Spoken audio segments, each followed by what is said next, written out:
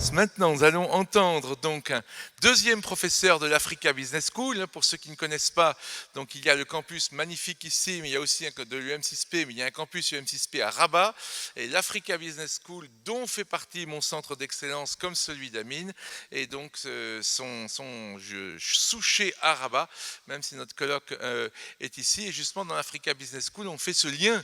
C'est ça qui est intéressant. On peut faire ce lien entre management et des questions philosophiques et spirituelles. Donc, Lofam est professeur de stratégie et nous allons maintenant l'entendre lui aussi sur la question du sens. Et il partage avec une qualité que je pense avec mon épouse. C'est l'un des deux seuls asiatiques présents au colloque. Donc, on va avoir aussi une sagesse d'une autre région. Voilà, merci beaucoup.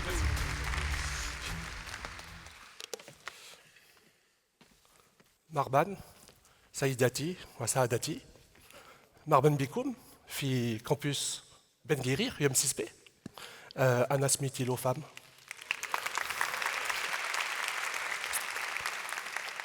Anna Ousted, DL Strategia, ou leadership. I don't know leadership, so. Leadership. Riada. Anna Ferranci, ou Vietnami, ou Maghribi, ou Warzazi, Gadiri, Fassi, Tanjawi, Kazaoui, Bati, Anakulchi. J'ai été adopté par le Maroc il y a plus de 15 ans, pour vous dire. Je suis venu la première fois au Maroc, j'avais jamais bien entendu parler de la culture amazigh. Et j'ai été contacté par la région Souss-Massadra pour faire une mission sur le développement culturel, en tant que conseil en stratégie, sur le développement culturel de la région. Comment valoriser, préserver, promouvoir la culture amazigh, pour pas qu'elle soit, pour qu'elle ait de la visibilité, qu'elle soit pas marginalisée. Et j'avais jamais entendu parler de la culture amazigh. Donc je me suis dit, ce que je ne connais pas m'intéresse, donc je vais y aller. Et c'est comme ça que j'ai découvert le Maroc. Je suis tombé amoureux du Maroc. J'ai travaillé dans différentes régions. J'ai découvert une culture extrêmement riche et très diversifiée. Et depuis, je reviens régulièrement au Maroc, jusqu'à ce qu'on me proposait de rejoindre l'UM6P pour enseigner la stratégie. Donc ce que je pratiquais, moi je viens du conseil en stratégie, donc je suis d'abord un praticien, donc je viens du terrain. J'aime bien aller sur le terrain. J'aime pas rester dans le bureau, juste à faire des dossiers ou à rédiger des slides, comme on dit. Je suis un consultant de terrain et c'est comme ça qu'on apprend et je pense que c'est comme ça qu'on élargit sa conscience. Ce qui est très important, je pense, dans la notion de leadership conscient, c'est que cette conscience-là, c'est nous qui en sommes responsables. C'est nous qui sommes responsables de son développement, c'est nous qui sommes responsables de notre évolution. On ne peut pas grandir en conscience en étant passif, juste en laissant les choses venir d'elles-mêmes. La conscience appelle déjà à prendre conscience qu'on a une conscience. C'est la première étape. C'est très difficile. Normalement, quand on démarre, l'existence, on est dans ce qu'on appelle la conscience immédiate. C'est un terme qui vient du philosophe Hegel, mais qui je trouve est très, très pertinent. Hegel, toute sa vie, il a passé son temps à rechercher qu'est-ce que la conscience et où va la conscience et quelle est la fin de l'histoire, la fin en tant que finalité. C'est une grande question, je crois qu'on se la pose encore. Pourquoi est-ce qu'on existe? Question essentielle, fondamentale. Et où on va quand on est avec un background culturel, on dit à un endroit donné, vous êtes né ici, je suis né plus loin. Pourtant, on est tous confrontés à la même chose, à la même expérience de l'existence, qui est d'abord ce qu'on appelle cette conscience immédiate. Cette conscience immédiate, c'est qu'est-ce que je vis dans l'immédiateté de mon présent, de mon environnement. Comment mes sens, mon besoin de survie, mon instinct, me poussent à réagir face à mon environnement. Et quand on vit cette conscience-là, on est dans la survie. On est dans des biens physiologiques, on n'existe pas vraiment, parce qu'on existe en dépendance totale de son environnement. Et on n'a même pas de réflexivité sur ce qu'on vit. On ne fait que réagir à nos besoins. C'est le degré le plus primitif de la conscience. Et on part de ce niveau-là. Il faut ensuite prendre conscience qu'on est dans cette survie, qu'on est mu par nos instincts, pour passer à l'étape suivante. Et l'étape suivante, c'est la plus difficile à passer, c'est passer de la conscience immédiate à la conscience de soi.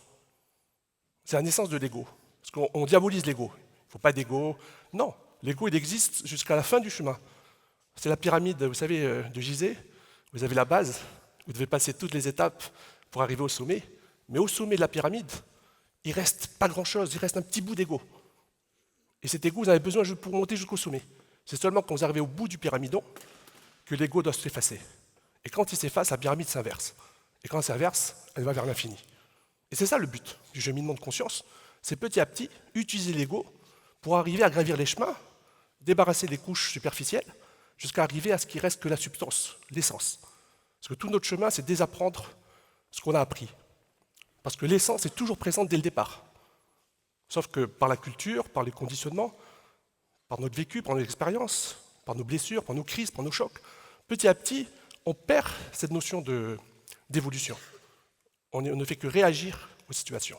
La conscience intervient quand je mets une distance entre ce que je vis et ma réaction, ma réponse aux crises, aux challenges, aux difficultés de la vie. Car la seule manière de progresser, et là c'est une vérité douloureuse à entendre, et c'est une vérité qui existe dans le bouddhisme. Dans le bouddhisme, on prend le premier enseignement du Bouddha, on appelle ça les 4 nobles vérités. Le premier enseignement du Bouddha, c'est la vérité de la souffrance. C'est très dur à entendre, se dire que la vraie première vérité, c'est la souffrance. Il appelle ça l'omnipénétrance de la souffrance. La souffrance est omnipénétrante, elle est partout. Si je refuse la souffrance, je ne peux pas évoluer. Je dois commencer à accepter que la vie est souffrance. Je sais que ça paraît négatif, mais en réalité, c'est une approche pragmatique de la vie. Je ne dois pas refuser la réalité. Si j'accepte la réalité, je peux construire et bâtir mon évolution à partir de cette réalité. Quand je comprends que tout est souffrance, je comprends qu'il y a peut-être aussi un chemin vers cette souffrance. Et je vais identifier quelle est la cause de cette souffrance. Si j'identifie les causes, je peux agir sur la cause. Si j'agis sur la cause, je peux trouver ce chemin pour sortir de cet enfermement, de cette réaction, et créer cet espace entre moi et ce que je vis. Et je peux passer à l'étape suivante, qui est de trouver cette sérénité d'esprit. Ce qu'on appelle nirvana, dans le bouddhisme, ce n'est pas un lieu quelque part physique. C'est un état de conscience. C'est un état de conscience où on atteint une sérénité, où notre joie ne dépend d'aucun élément extérieur. Ma joie est immanente. Elle vient de l'intérieur et elle illumine vers l'extérieur. Et partout où je vais, cette joie se répand. Et elle contamine. Et cette joie, on dit qu'elle vient de l'enthousiasme pour le bien. Alors c'est très intéressant de se dire que la joie provient de l'enthousiasme pour le bien. Elle ne dépend pas de l'extérieur, alors qu'on court toujours avec les éléments extérieurs pour trouver notre bonheur, pour lutter contre cette souffrance. Et dans les philosophies asiatiques, on vous dit non, cette soif insatiable vers la satisfaction de nos besoins via des objets extérieurs, elle ne s'arrête jamais. Vous avez quelque chose, vous voulez quelque chose d'autre. Vous attendez votre objectif, vous voulez encore autre chose. Vous finissez, vos besoins sont assouvis, vous cherchez un autre besoin. C'est la pyramide de Maslow. On grandit avec des besoins de plus en plus sophistiqués. Le besoin de reconnaissance, le besoin de pouvoir, le besoin d'ambition. Alors ce qu'on vous dit dans l'évolution de conscience, c'est qu'à un moment donné, vous lâchez l'ambition pour le sens. Vous lâchez la recherche de pouvoir, la recherche d'accumulation, vous lâchez l'avoir pour l'être. Et c'est comme ça que vous faites des pas de conscience, jusqu'à ce que petit à petit, vous arrivez à un domaine où une sérénité intérieure, parce que vous avez une sorte d'alignement intérieur en vous qui se construit, qui s'est construit à travers vos expériences, fait que, quoi que vous viviez, vous gardez cette stabilité et vous êtes prêt à accueillir tout ce qui arrive. C'est un poème de Rumi, le sage soufi, qui dit que vous devez être comme une maison d'hôtes où vous accueillez tout ce qui vient. Tous les invités peuvent venir, vous accueillez tout. Et vous laissez partir tout ce qui doit partir aussi. Et là, on rejoint plutôt dans les sagesses asiatiques ce qu'on appelle le Tao. Le Tao, c'est être aligné avec le flux de la vie. Et le flux de la vie est basé sur ce qu'on appelle l'impermanence. C'est une deuxième vérité que le Bouddha a enseignée, c'est l'impermanence. Et on doit méditer, en tant que pratiquant, tous les jours on doit méditer sur l'impermanence et la mort. Et ce n'est pas quelque chose de négatif. Si j'accepte que tout ce qui m'arrive finit par finir, ben je peux accepter cette réalité et vivre avec. Et au contraire, la voir positivement. Être dans ce que Nietzsche appelle l'amor fati, l'amour du destin. J'aime mon destin, j'aime tout ce qui m'arrive. La fin de quelque chose est le début de quelque chose d'autre. Et je suis enthousiaste à ce qui va arriver demain, au lieu de toujours retenir le passé. Et dans l'évolution de conscience, la première étape d'évolution de conscience, ce n'est pas l'exploration intérieure, ce n'est pas l'exploration extérieure. C'est le rapport au temps. C'est interroger votre rapport au temps. C'est très important. Et on l'oublie. Le temps est la donnée fondamentale. Vous êtes soumis au temps, vous êtes soumis à la mutation.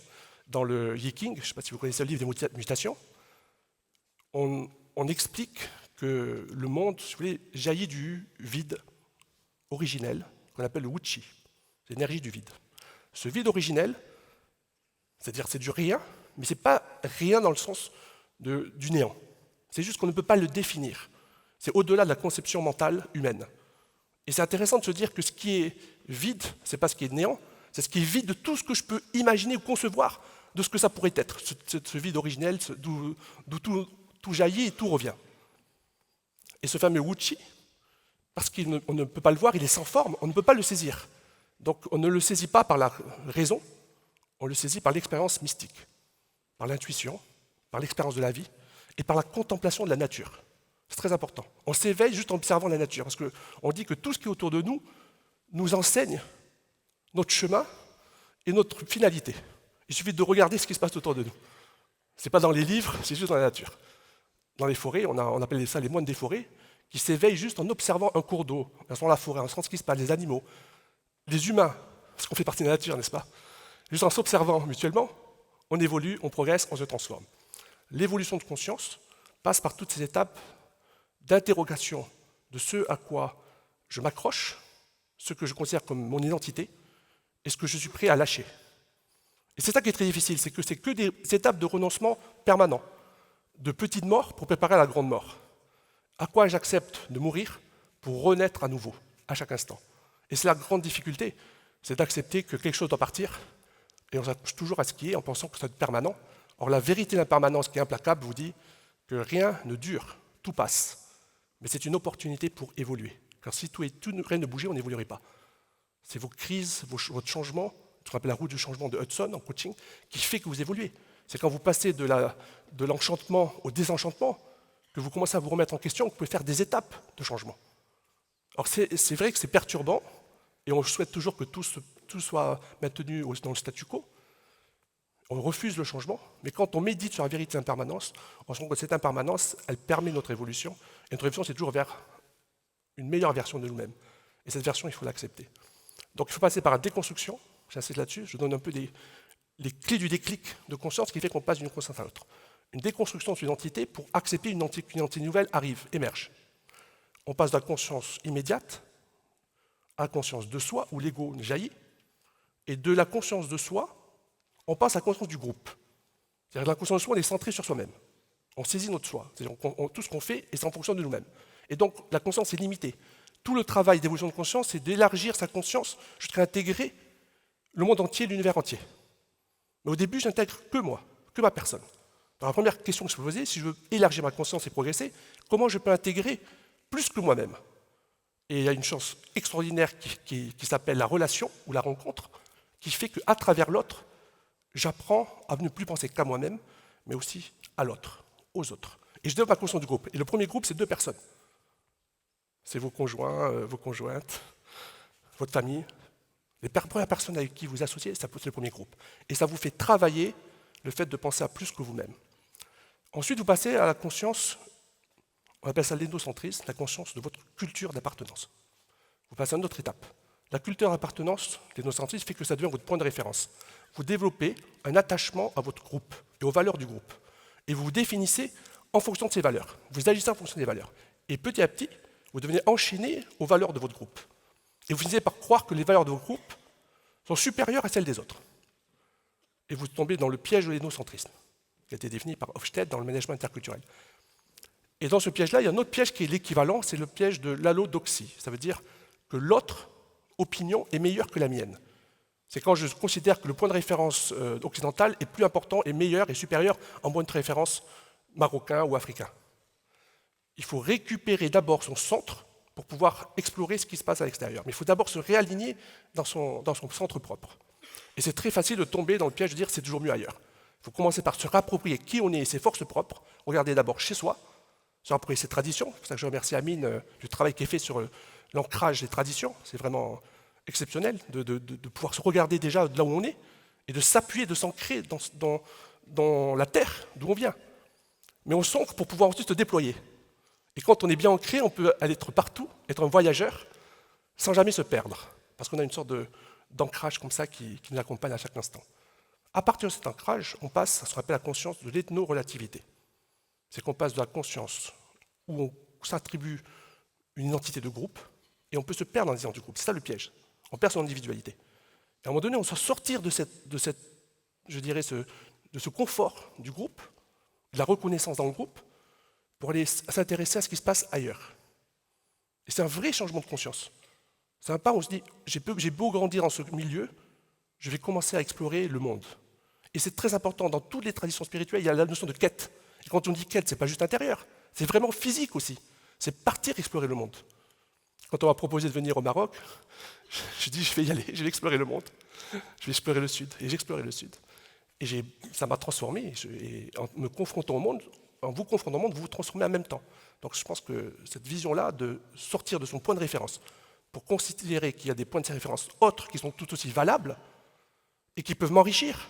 Mais comme je suis bien entré en moi-même, je ne vais pas être perturbé, ça ne va pas me détruire mon identité.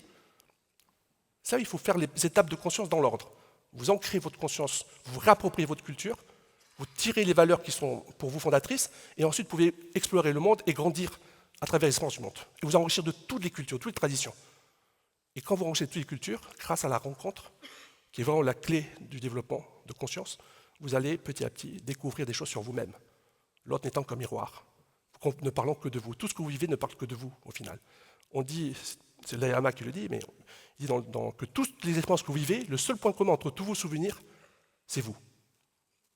Tout ce que vous avez vécu, c'est vous qui l'avez vécu. Qu'est-ce qui vous dit que ce qui existe en dehors de votre subjectivité existe réellement? Ça n'en savez rien. Parce que vous êtes toujours le point commun de toutes vos expériences. Vous êtes le centre du monde et vous êtes le héros de toutes vos aventures. C'est la réalité, n'est-ce pas? Mais peut-être, et on appelle ça le solipsisme, peut-être que rien n'existe d'autre que votre réalité subjective.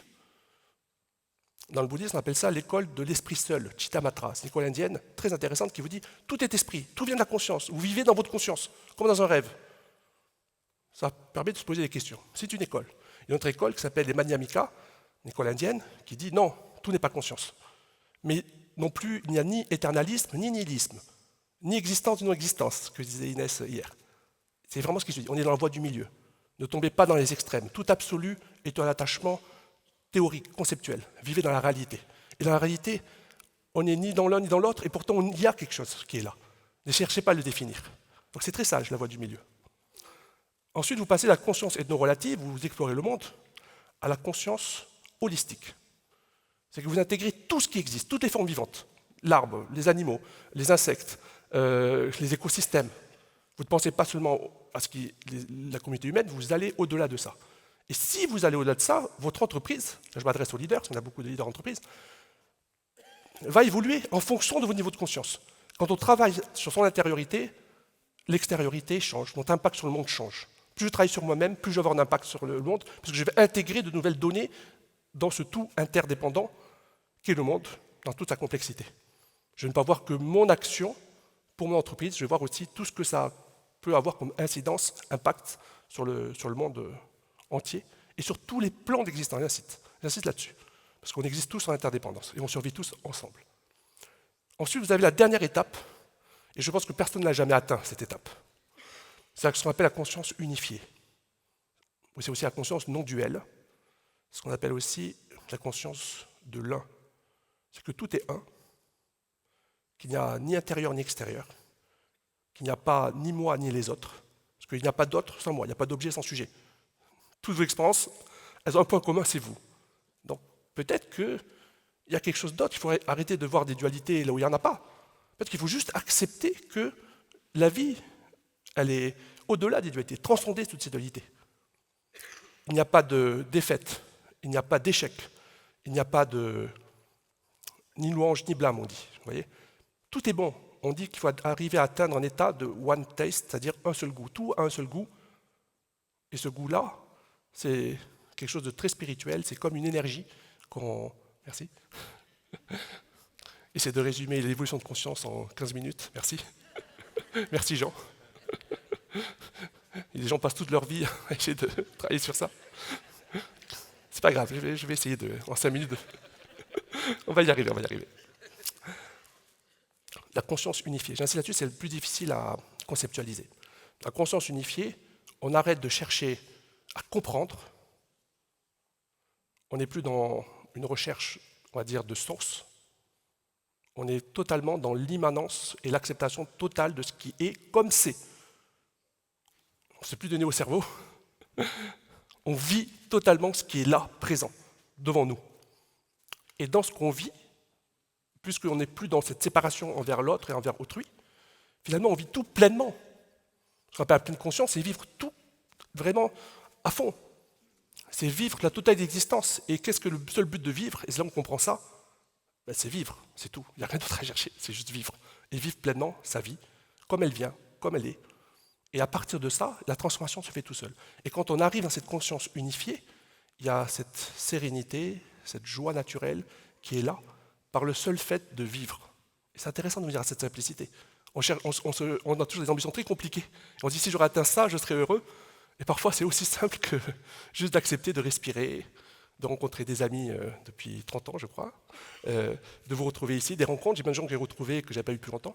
Ben, c'est aussi simple que ça. Ce qui rend heureux, c'est aussi simple que juste la rencontre, comme on dit. Il y a un sage tibétain, c'est un Rinpoché, qui disait que la rencontre, c'est comme deux étoiles filantes qui se croisent dans le ciel.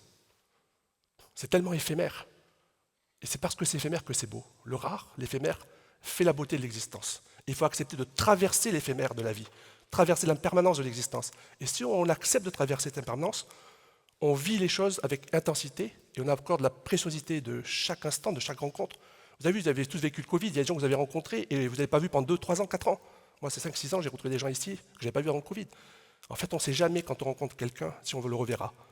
Et bien, si on comprend ça, on vit chaque moment d'existence en lui accordant sa valeur. On vit chaque rencontre en accordant sa valeur et on oublie les différends, les disputes, les conflits, les opinions divergentes. On a tous des opinions divergentes, et tant mieux, tout va bien. C'est très bien, il faut que toute la diversité soit célébrée et acceptée dans sa globalité.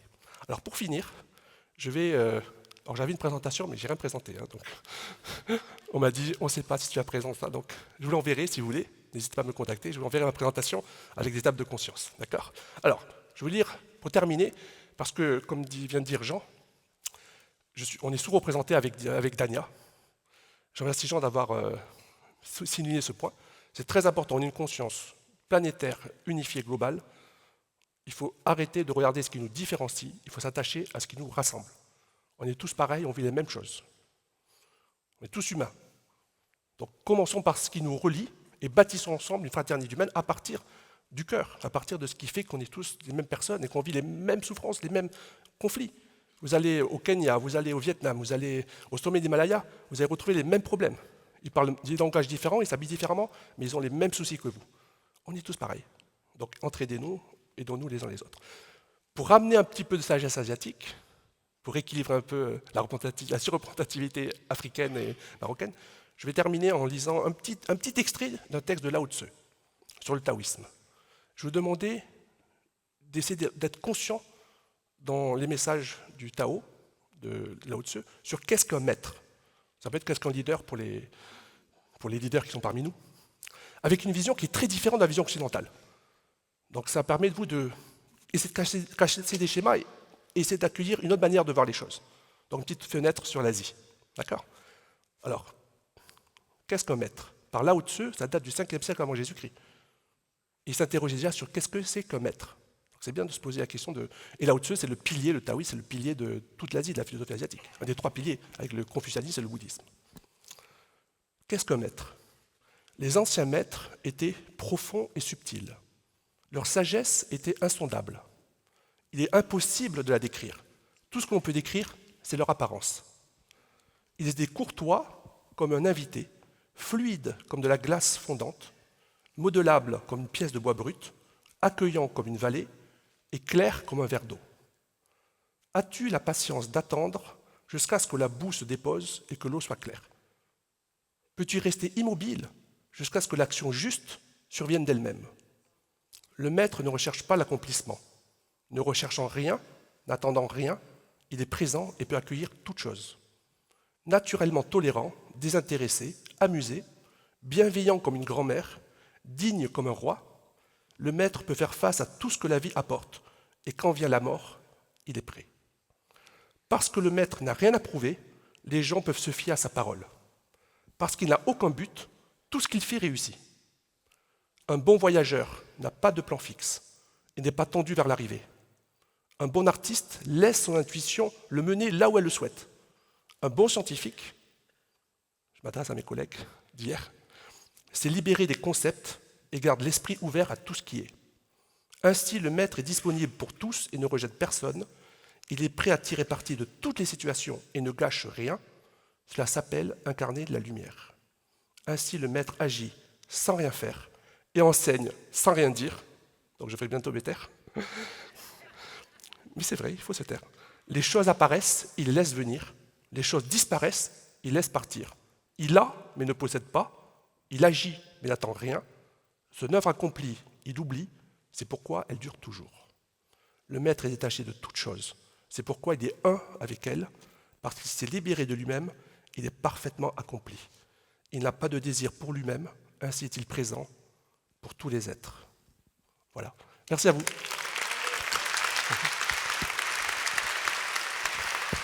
Shukran.